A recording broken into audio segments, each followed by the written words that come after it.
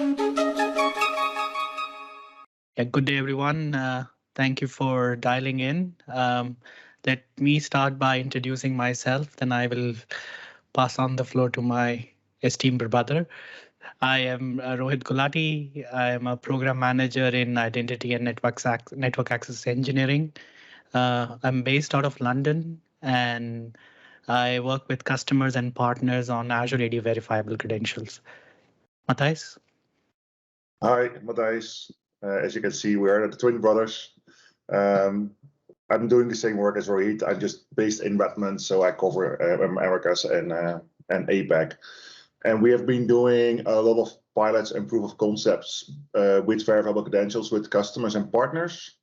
So yeah, we're very happy that we can actually present today on the APIs we've built while getting feedback. And we think it's making working with verifiable credentials extremely easy. Yeah, let's get started. So just to set the agenda, and you will find us doing conversation exchanges. So please feel free to also post your questions on the chat. We will take the question as it comes. The whole session we have segmented into 4 key sections. We'll start with the baseline. I'm hoping that some of you have looked and played with Azure AD Verifiable Credential. It's been in public preview since April. So we'll do a quick baselining of that. We'll show a demo of our standard set. Then we'll move on to the request API and the work that we are doing with request API. We'll do a demo around the sample. We'll explain how it works. And then we'll share some more details around the API and some use cases. So that's the agenda we have. As I said, please feel free to drop your questions on the chat and we will take it as it comes. So with that, let me pass on the floor to Matthijs. So first question to see where we are with the audience, if you ever tried the verifiable credential preview or not. Okay, well, people, at least some have heard about it. That's good. And no clue what it is. I guess that's good that we are doing some level setting here. But there are some interesting responses as well, right? Some folks have tried it and they have a working demo. Yeah, cool. All right. So let's get started on what are verifiable credentials and decentralized identifiers. Those are the two things we're going to talk about today.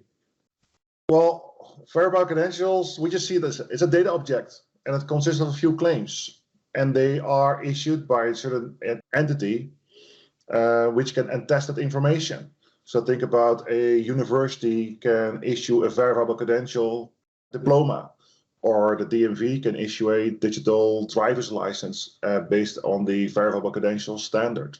Workplace credential health passports are a very good example of verifiable credentials as well.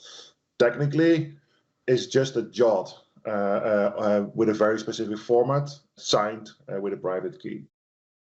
So a verifiable credential is typically issued by an issuer, and the issuer is represented by a decentralized identifier. And the issuer will sign that verifiable credential proof to attest to that information. A verifiable credential is typically issued to a certain user or subject, and that subject is also represented by a decentralized identifier. Decentralized identifiers, or DIDs, are user generated, self-owned, and you can prove that ownership of that DID, which is matched to a private key by signing messages. When you receive a DID, you can resolve that DID to a DID document. I will show an example in a bit. And inside of that DID document, you will find the public key. You resolve DIDs through the IO network, and what you will find is that public key, and that makes you be able to verify messages coming from that specific DID, because that DID signs that message with a private key. Anybody can verify through the public key to make sure it's coming from that entity, either the issuer or the user. The question in the chat, so what's the verifiable credentials? How long are they valid? That's up to the issuer.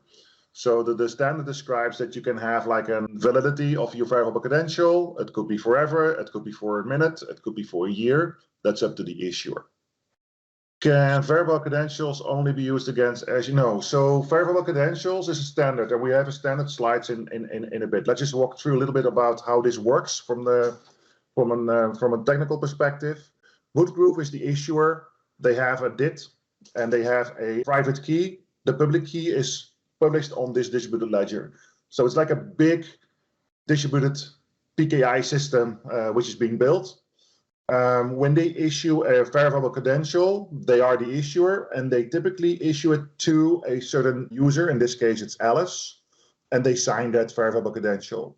When Alice is actually using that verifiable credential to, for example, prove to Prosware that they're actually employed by Woodgroove, they will sign that verifiable credential as well. And Prosware can verify both signatures from both Woodgroove and from Alice. And it typically also will check, wait a minute, is that proof from Woodgroove actually issued to Alice? So they'll check if the subject matches with the signature as well. This is really high level how verifiable credentials technically work, but it's all based on open standards. So when the question was, can verifiable credentials only be used against? So verifiable credentials are on top of DIDs. So you don't need DIDs, to be honest. You can actually issue verifiable credentials without them. They are based on a W3C standard. So that describes how the format of that verifiable credential looks like. So technically speaking, Microsoft issuing verifiable credentials or you issuing verifiable credentials to our system could work against somebody else's system helping you validate those verifiable credentials. DIDs are based on, there's several different versions of DIDs. People can use different DID methods, we call them. I think there's over 50 of them. In the end, you resolve a DID to a public key so you can verify that message. There's still some interop work to be done, to be honest, but for a verifiable credential perspective, it doesn't really matter what kind of DIDs you use. So you don't have to validate them against the Microsoft environment. They are independent of that. So when you issue verifiable credentials, that has nothing to do with this decentralized system. The decentralized system, just to be clear, the decentralized system is only used for the identifiers. So did IN123 or did Alice, did Prosware, those are like anchored to that decentralized database. So you can actually look up those public keys. But verifiable credentials have nothing to do with that. We issue verifiable credentials, we sign it with the private key of any of those identifiers. So yeah, in that case, you don't need a lot of speed. What we did, people worry about how many transactions you can do. IAN is a side tree implementation on top of a decentralized ledger, which gives you, I don't know, tens of thousands of transactions per second. So we're not worried about transaction speed here at all. But again, that's only done when you are actually creating new identifiers. So you don't do that often. All right, you want to show a demo of how this could work? Let me just do a quick demo. And I'm sure in the meantime, we can catch up on the remaining questions. So let me bring in my browser screen as well as let me do a quick phone mirroring. So the first demo that we will do is just a baselining demo, just to make sure that everybody understands the flow. And yeah, so I'm going to also do phone mirroring and bring in that experience. So we have marked this demo link on the deck as well. So you can obviously play with the demo after we are done with the event. So think of an onboarding scenario. Think of the way you were onboarded in the organization. Can we make that process simple? Think of how you received an email from HR. HR told you to do a bunch of onboarding tasks. At that time, you had to do a bunch of trainings. Maybe you were told to carry a photocopy of a government-issued passport document or a driving license so that you can be allowed in. So can we make that whole process simple? That's the demo that we will showcase today. So the landing portal that you see today could be the landing link that HR would send to the new joinee.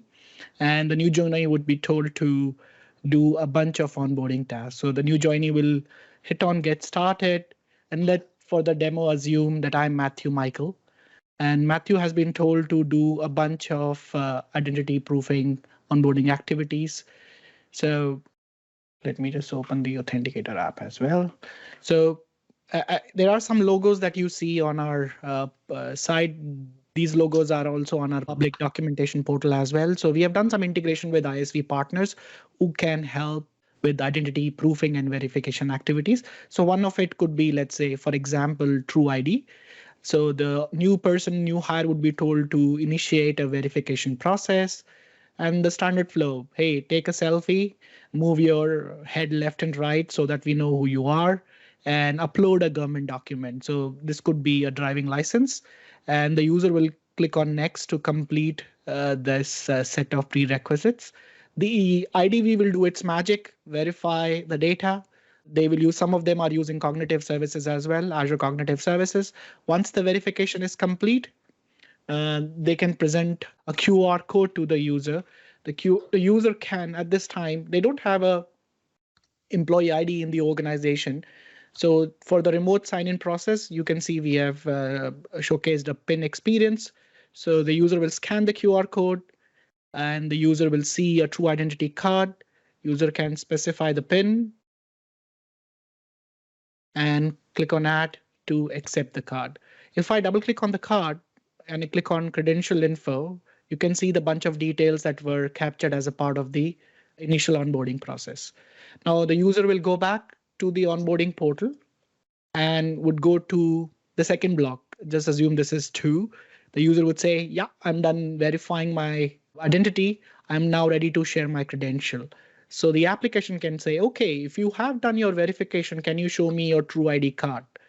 User will scan the QR code again, and you can see the level of transparency. The user will see that the application is asking for true identity VC. The user will hit on allow, and the application would do the verification of VC. And then once it is done, it'll take the details from the payload and it says, okay, Matthew, hey, welcome to Woodgrove. Would you like to have your employee card as well in digital format? So Matthew can scan the QR code, specify the employee ID, which could be used as PIN here, and Matthew can then add the Woodgrove verified employee card.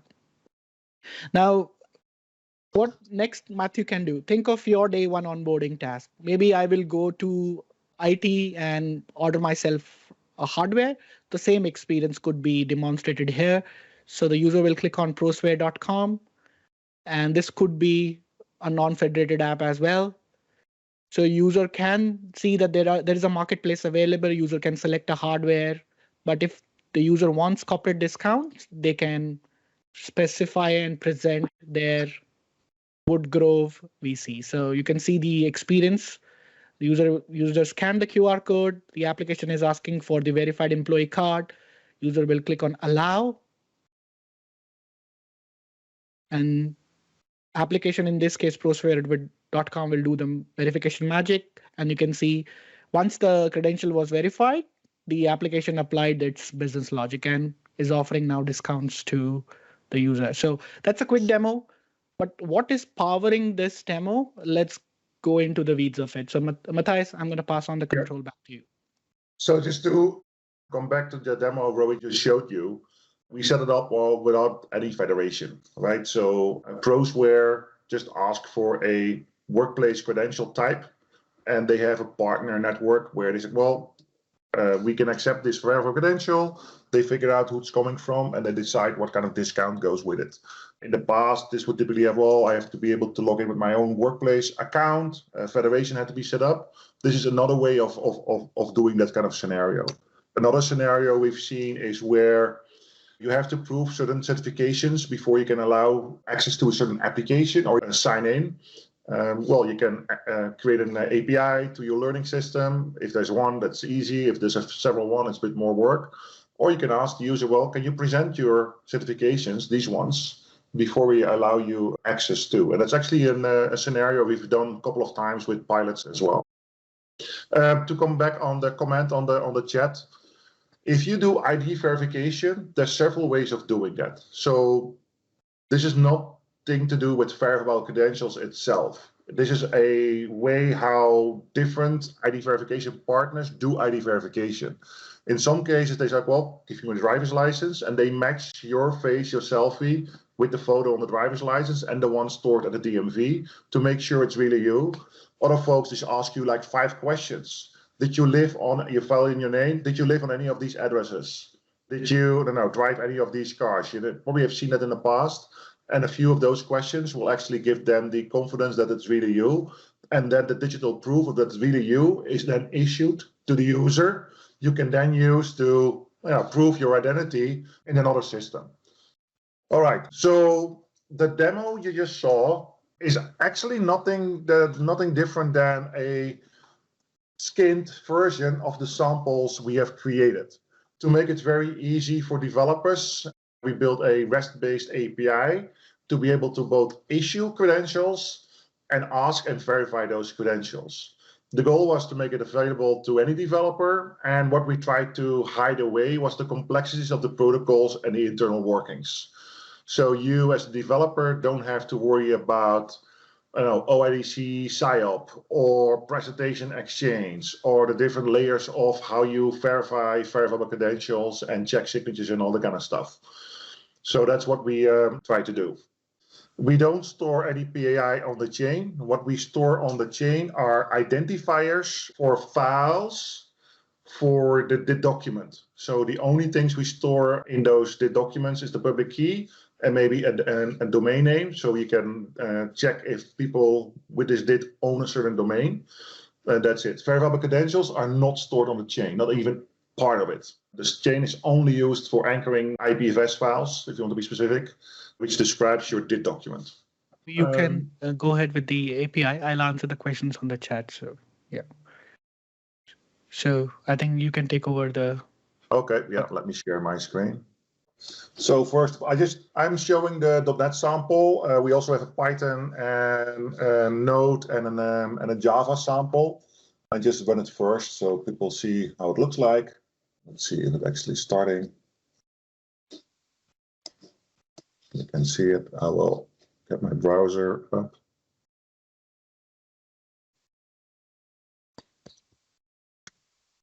My phone next to it.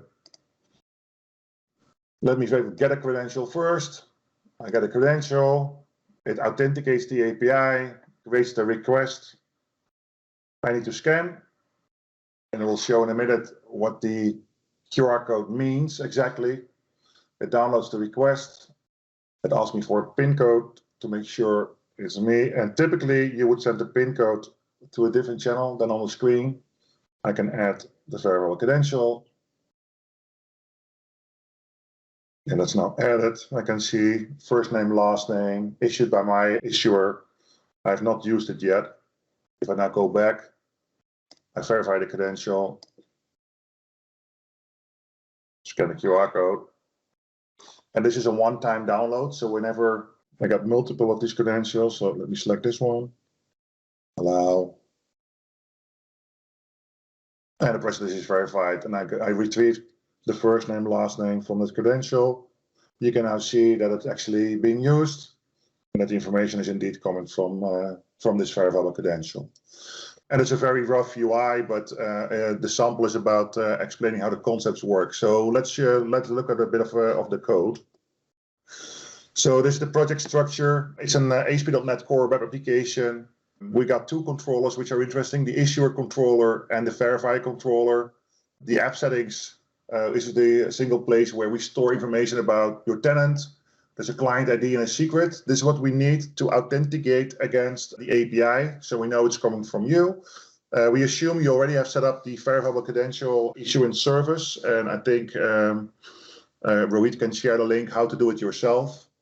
Everything is done through DIDs, right? We either issue a DID, we issue a credential, and you're the issuer. You want to accept a credential from a certain issuer. That's something we put in here. And one thing you have to do, and we'll show in a minute how it looks like, is you have to create your own credential. So in this case, we have a verifiable credential expert with a certain card definition, the logo, the color. We have a first name, last name we want to store. That's something you have to define, and then you call it. So if you look at the issuer website, it's a simple website. And when you click on the button, it will call a API called issuance request. This is in the issuer controller. And after you've done that, it will start a timer every 1.5 seconds, which will just check, are you done yet? Are you done yet? Are you done yet? A simple JavaScript function which responds to some state change in your web application. Now let's look at the issuer controller. This is the method which will be called if you click the button. And what it will do is it will read the issuance request. Rohit will show you exactly how this thing looks like and fill in the blanks from the configuration. And that's what we do here. I specify a state for the callback so we can actually figure out, are you done yet? Are you done yet from the right user? And what we do here, we fill in a first name and last name. So what we do support, if people are familiar what we did with the SDK, there's a few things you can do when you create a verifiable credential. You can define how that the claims in the verifiable credential are filled. There's a few ways of doing that. You can ask the user, what's your favorite color? And they have to enter it in Authenticator. You can actually ask for another verifiable credential as input, and we can use an ID token. You can get the ID token two ways. You ask the user to sign in to an ODC endpoint. So for example, you ask them to sign in instead of Authenticator to AD or B2C or any other ODC compliant endpoint. Or what we can do now, and this is new with the API first the SDK, we can actually provide a payload and we create an ID token hint, which you can map inside of the verifiable credential as well. So what we did here is we actually have a payload with a first name, last name. This is typically where you would write your business logic to have a dynamic payload. So think about the ID verification scenario. They just check a picture, a driver's license, they retrieve information, and they will create a payload and call our API. Since it is an authenticated API, we have to get an access token. And if you go to this function, oh, that doesn't work. Here it is. Just standard MSAL code using a client ID and a secret or a certificate. If you deploy it, you probably would use the managed identity. Puts it in a distributed cache for a specific scope and just ask for the access token. And that's what we use as a bearer token header in the call. This is the API call. And the result is put in a memory database. We change the state, and when the UI is polling, we return you the results. So that's pretty much it. I actually have a sequence diagram, which makes it probably easier to understand. Issuance and verification have pretty much the same flow.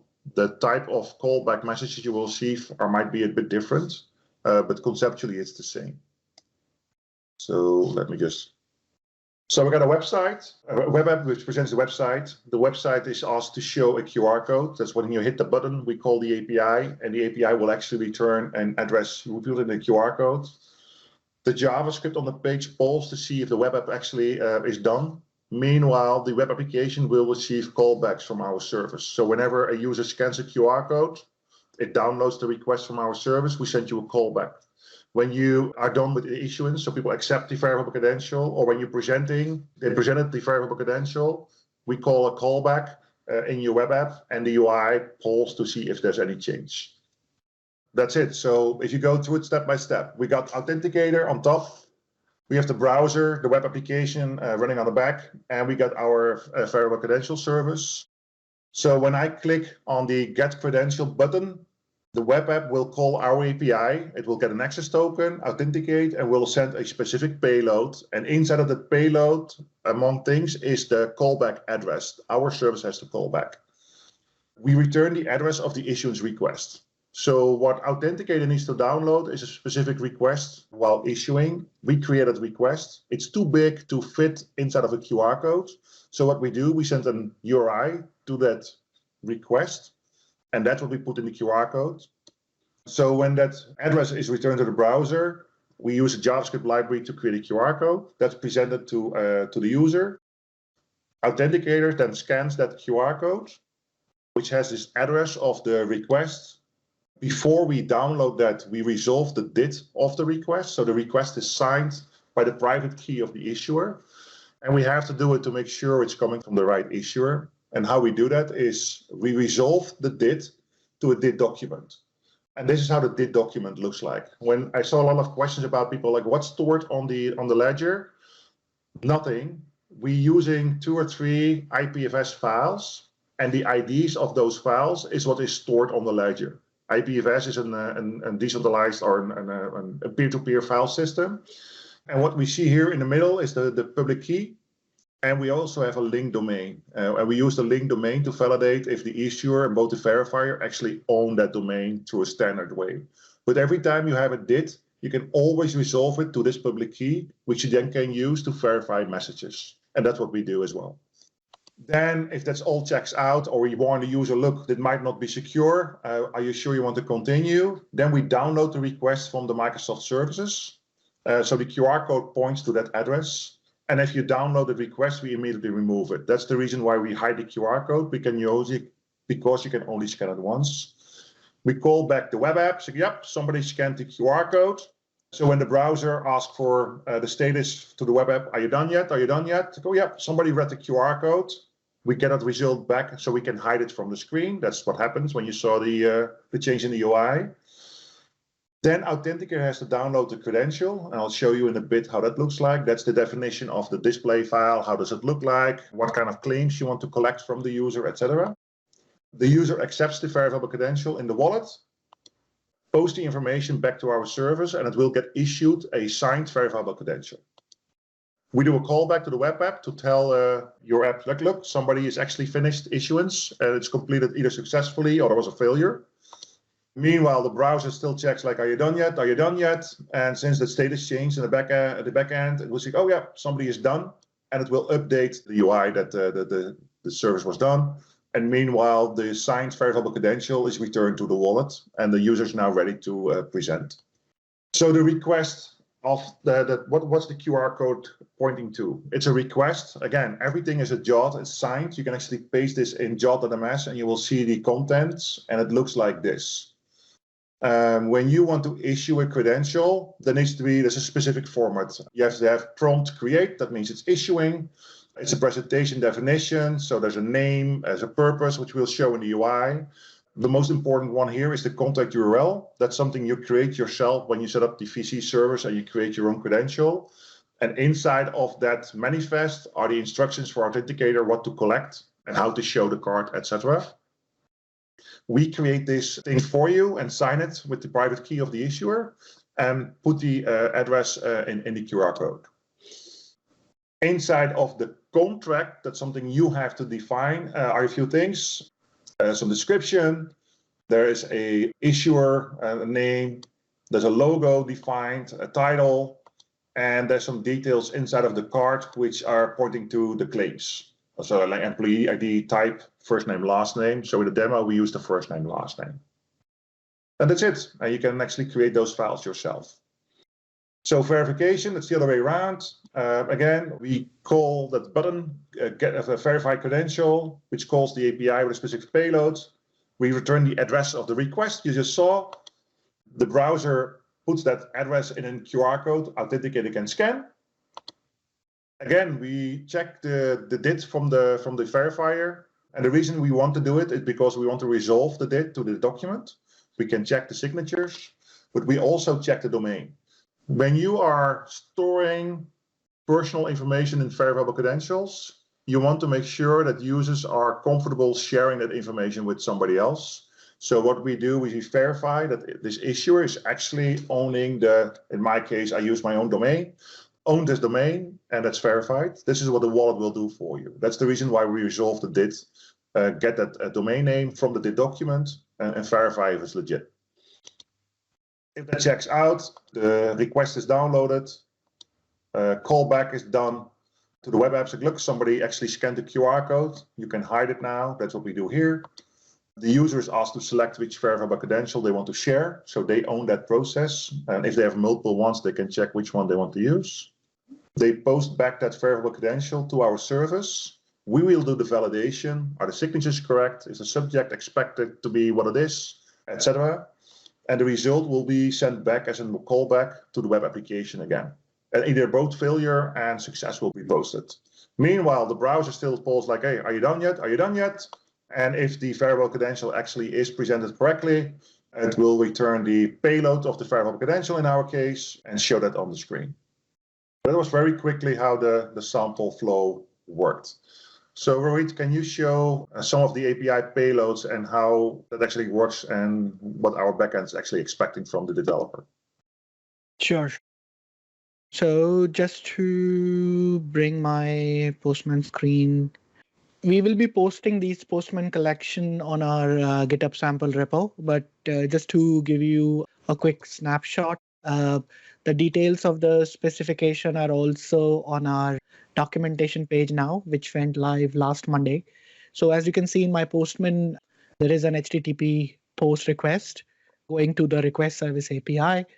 And the endpoint, I have a variable called tenant ID called out in my request API. So I'll do the demonstration, but let me just quickly walk you through the request API as well as the payload that we have. So what you saw in the .NET sample app, I think you'll be also able to relate to that. So there are certain things that we have in the payload, things like there are some Boolean values like include QR code.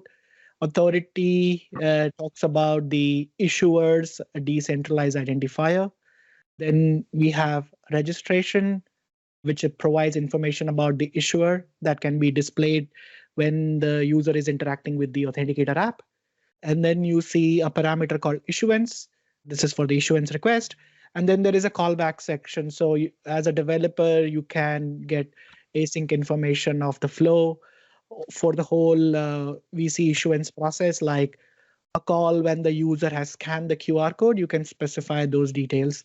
And if you remember, Matthijs was calling out PIN and the work that API will provide you. So you can use PIN as a payload. And in this example, you can see there is a manifest that I'm using. This manifest is created on my subscription, and the credential type is verifiable credential expert. But before I use this post request, I will have to get an access token so that I can reach out to my endpoint. So let me get the access token. I'll use the token, and I will now send out the issuance request with the payload. So what we have done, as we will send you the Postman sample, we have added a script, a code which will take the response, look for the image source, and it can help you see a QR code in the Postman itself. So let me just show you by scanning this QR code. I still have my phone mirroring on, and I'm going to scan the QR code. I'll specify the PIN, and I'll accept this VC. And you can see this was set up with ID token hint as the model. So the claims like first name, last name, I have specified that in the payload. So as you build applications and you are trying to use API, you can programmatically pass the claim values. Think of a scenario where, let's say if a user is logging to a website, you can capture claims from the ID token. You can do a REST API call to another system, combine that together in the issuance payload, stamp it as claims, and then pass it as a part of the issuance payload to the API. So that's a simple demo around issuance. Similarly, on presentation, there are a few things that I'll call out. If you look at the payload, the authority did in this case is the did for the verifier.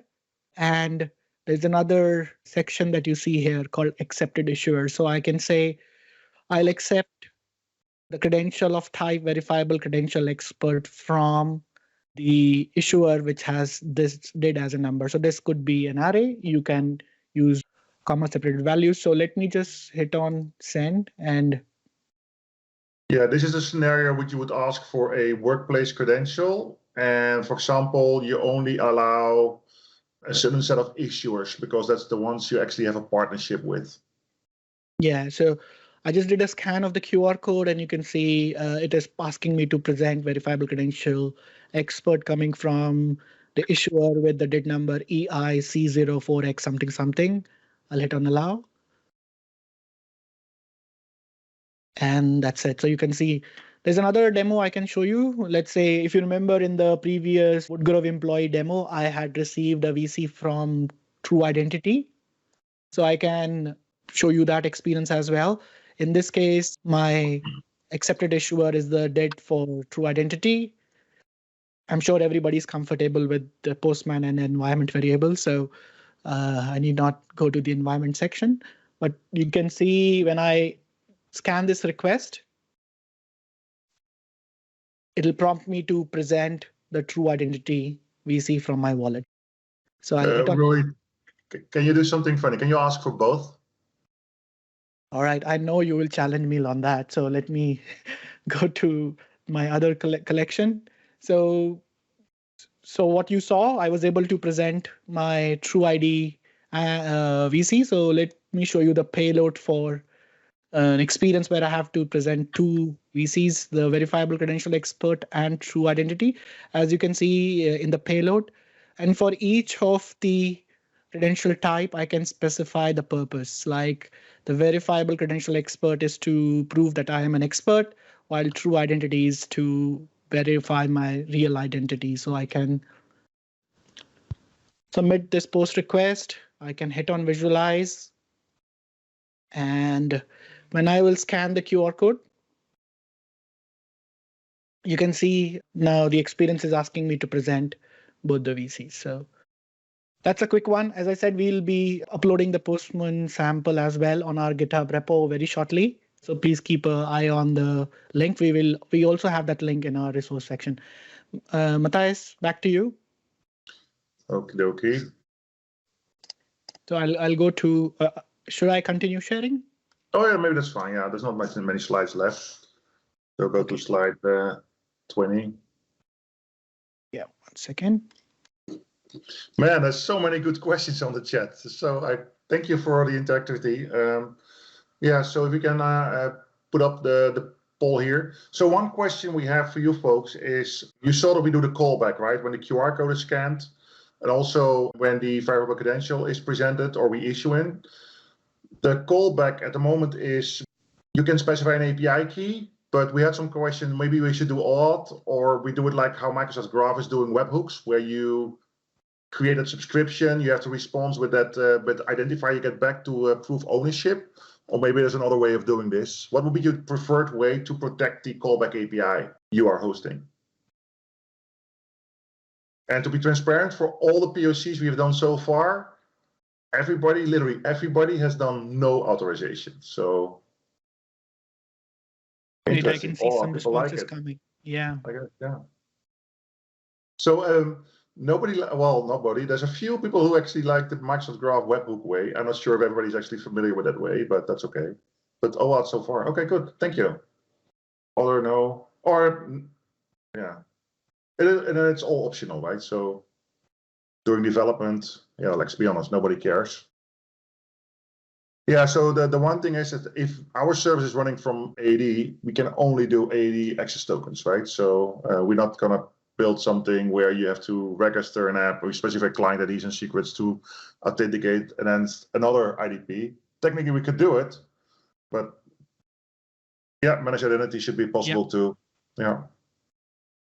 Okay, next slide. Thank you. Before we close off on futures and all that, was this way of presenting useful? Did you find this helpful to understand both the API but also verifiable credentials? Oh, thank you. Well, I'm glad that people learned something from it. That's good to hear. Thank you so much. And I didn't vote myself this time. I think the last poll, we like polls, man, since we discovered this in Teams. It's so nice to get some feedback instead of people speaking up. Yeah. Yeah, so Rohit and I are planning to do a few more presentations and articles and blog posts, and we're working with the doc folks to make sure all the content is there as well. But any of these are interesting for you. I know that not everybody played with it yet, so we hope you do soon. But any preferences of any of these content, please select and tell us what you'd like to see. Thank you. Can you show the last slide, Rohit? I was just looking at the poll. Folks are still responding. So let me just move on to, yeah. So let's talk about what's next. Yeah, so a few things which we're doing, and this is why I like the API a lot, is that, for example, there's a standard way of asking for specific verifiable credentials. We showed a very simple way where we can ask for a verifiable credential expert, and Rohit modified the payload to ask for 2 credentials. The standard used for that is presentation exchange. We will paste a link in the chat. What it means is that we can be more specific in the questions we're going to ask. Show me a driver's license from the DMV or a passport from State of Foreign Affairs. Show me a government ID or a library card from Kane County. You can be more specific in the questions you're going to ask the wallet. Or prove that you're older than 21 by allowing these 3-4 credentials from these 3-4 issuers. So the presentation exchange language is a bit more specific. For now, how we're going to ask for credentials will change, but since we're using the API, that will be abstracted away. So we will move to SIOP, OIDC SIOP v2, also some protocol work. As a developer, that won't be visible for you. I think the big move right now is we're going to put it behind Microsoft Graph. Like, people are probably familiar with all the APIs we publish as Microsoft, both in M365 as our identity platform. We'll do that with our APIs as well. That's just some work we have to do, and we didn't want to wait. And we're still waiting for some APIs for a developer to be able to create credentials and manage those, revoke credentials. We've not talked about it, but we actually have a UI where you can revoke credentials, and you decide how you can find those credentials. I think I said it in the chat. We don't store any information about verifiable credentials in our backend system. So if we don't store anything, how can you revoke a credential? So you can, as a developer, decide, you know what, I want to index this claim, for example, email. And then you can search for that email address. We don't store it like in clear, we hash it, and we will compare the hash. And then you can well, I want to revoke this verifiable credential, so the user can't use it anymore. And that's going to be behind an API as well, obviously. So yeah, those are the most urgent next steps we have to do. So put it behind Graph, put more APIs in public preview for you folks. Hide away the complexity of the protocols. That's something we're already doing. So while the wallet and our backend service will be updated, you as a developer don't have to change anything. I do have one question though. I thought, Sahil, your remark about useful session, but not enterprise ready yet.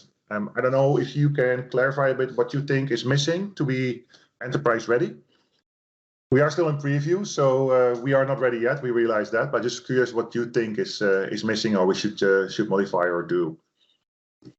And we still have some time for some other scenarios as well. If you can type it or speak up on the mic, that's fine as well.